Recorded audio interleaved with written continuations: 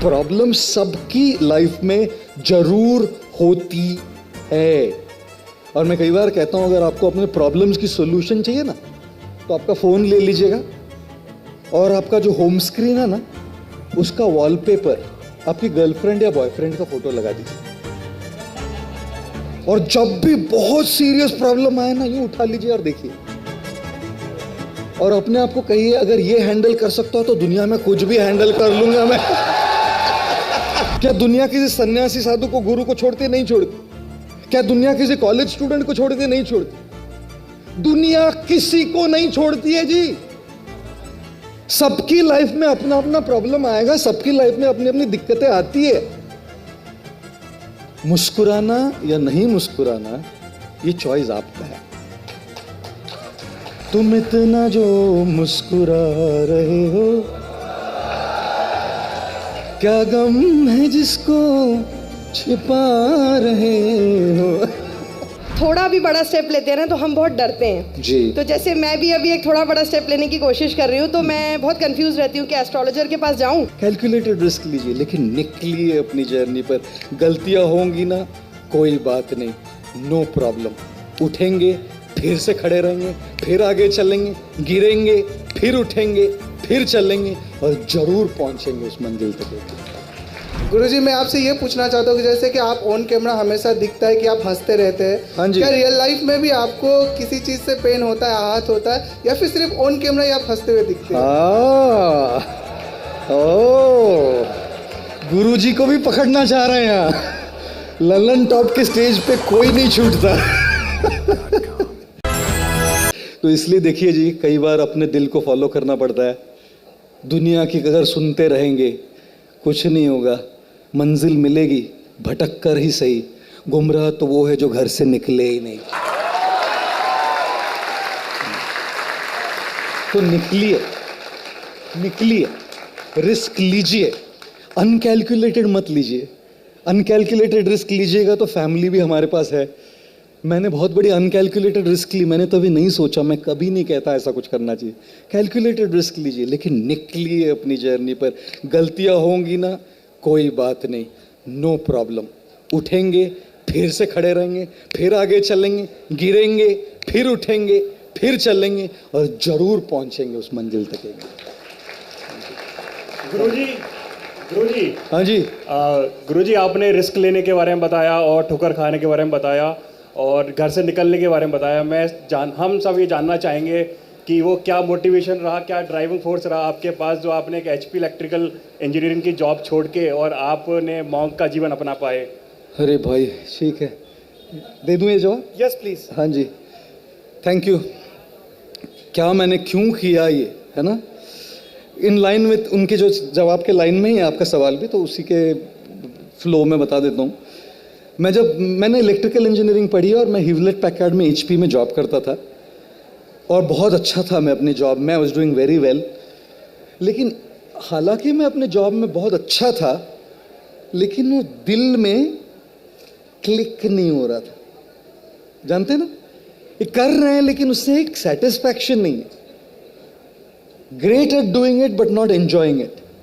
और मेरा आप सबको एक सिंपल कैलकुलेशन बताता हूँ आपको। अगर अपने वर्क प्लेस में हम 8 घंटा रोज बिताए, एवरेज ऑफिस में 8 घंटा, हफ्ते के 5 दिन काम करें, सैटरडे संडे छुट्टी है, तो हफ्ते में 40 घंटे हमारे ऑफिस में जाएंगे। साल में अगर 2 हफ्ते की छुट्टी पकड़ लीजिए तो 50 हफ्ते काम करेंगे हम, तो हमारे ऑफिस में हमारे 2000 घंटे साल के जाएंगे। और मान लीजिए 45 साल तक आप करेंगे, ज्यादा ही करेंगे, 45 साल तक अगर आप जॉब करते रहिएगा, 90,000 घंटे अपनी लाइफ के अपने काम, वर्क प्लेस, ऑफिस में जाते हैं जी। और 90,000 घंटे का मतलब क्या होता है मालूम है आपको? अपनी लाइफ के 10 साल। मैंने अपने आप से एक सवाल पूछा, क्या मुझे 90,000 घंटे रोते हुए बिताना है कि खुश होकर अपना काम करना है? और भीतर से बहुत लाउड क्लियर आवाज आई कि हालांकि मैं मशीन्स और सिस्टम्स में एक्सपर्ट हूं, यहां नहीं हो रहा।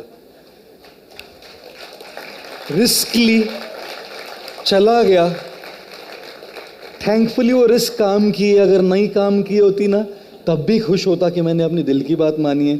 अब सब नौजवानों से एक ही बात कहना चाह रहा हूं अंत में, कैलकुलेटेड रिस्क लीजिए, मेरे जैसा पागल मतपन मत कीजिए। रियल लाइफ में मॉर्गेज होती हैं, EMIs होती है, फैमिली होती है, फाइनेंशियल नीड्स होती है।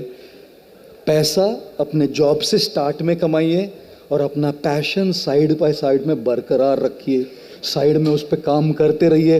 हो सकता है एक दिन ये पैशन आपका प्रोफेशन हो जाए और तब तो क्या जी, मचा डालेंगे। अच्छा और भी है जी, एक लास्ट सवाल। हरे कृष्णा सर, मेरा नाम शांभवी है। हाँ जी। पहले तो मैं थैंक यू बोलना चाहती हूँ कि जब मेरा लास्ट ईयर बहुत बैड फेस चल रहा था लाइफ में, तो आपका एक वीडियो जो सबसे पहले यूट्यूब पे आया था कि एक जोक पे हम बार बार नहीं हंस सकते, तब तक हम बार बार दुखी क्यों होते हैं जी। तो सर जब मैं बेटर स्टेज पे हूँ अपने लाइफ पे, और जब मैं एक स्टूडेंट से करियर मतलब जब मेरा वर्क है मैं उसमें चेंज कर रही हूँ, तो उन बच्चों के लिए आप क्या मोटिवेशन देना चाहते हैं जो अभी चेंज कर रहे हैं? हाँ। जब भी हम कोई चेंज करते हैं ना, चेंज की फेज़ हमेशा थोड़ी मुश्किल होती है, चेंज की फेज़ हमेशा थोड़ी डिफ़िकल्ट होती है। नया सीखना, नया एडजस्ट करना, नई चीज़ें, नए दोस्त, नए कलीग्स, नए वर्क प्लेस, और किसी भी नई चीज़ को एडजस्ट करते करते थोड़ा सा टाइम लगता है। किसी भी नई चीज़ से एडजस्ट करने में थोड़ी मेहनत लगती है। लेकिन सबसे इम्पॉर्टेंट एक चीज़ याद रखनी चाहिए, पेशेंस और कंसिस्टेंसी। छोटी छोटी चीज़ें रोज कंसिस्टेंटली सही तरीके से करने से ही बड़ी बन जाती है। कोई भी बड़ी चीज़ बड़ी नहीं बनती, छोटी छोटी चीज़ें हर रोज कंसिस्टेंटली पेशेंटली करने से ही बड़ी होती है। तो अगर हम नए फेज़ में जा रहे हैं और एडजस्ट करना पड़ रहा है, धीरे धीरे हौले हौले करते रहेंगे ना तो ज़रूर होगा। और इस फेज़ में सपोर्ट लीजिए, किस फैमिली का सपोर्ट लीजिए, फ्रेंड्स का सपोर्ट लीजिए, क्योंकि हम अकेले कई बार हैंडल नहीं कर पाते।